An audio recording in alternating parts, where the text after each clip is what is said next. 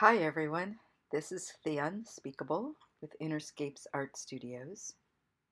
Today I am using the exact same palette as I used for yesterday's painting, and these are the drips from yesterday's painting, and they were so beautiful that I took an old painting and squished the drips.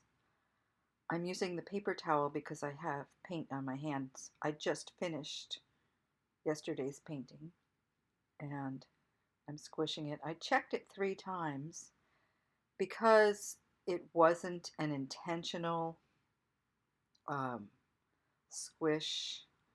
I don't know, people call it something else, a press or a dip.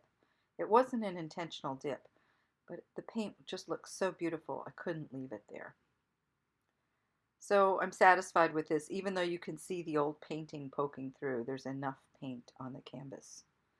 And I decided to go ahead and do exactly what I did yesterday. Well, not exactly, but similar to a swipe. And because there was already so much paint on the canvas, I had the liberty to pour less for the swipe. And I used a dry paper towel, and what I tried to do was even out the paint, because when you do a squish or a dip, the paint doesn't come on evenly all the time. There are places, pockets of large amounts of paint and then lesser amounts of paint. So this looks pretty good.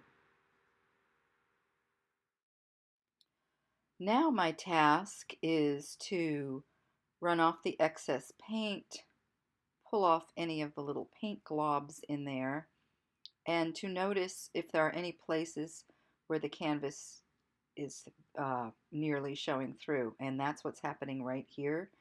So I decided to swipe a little bit more gold on there, and it left kind of a straight line, which I wasn't that pleased with because when you're pouring, there are very few straight lines, but I figured it would pour out a bit.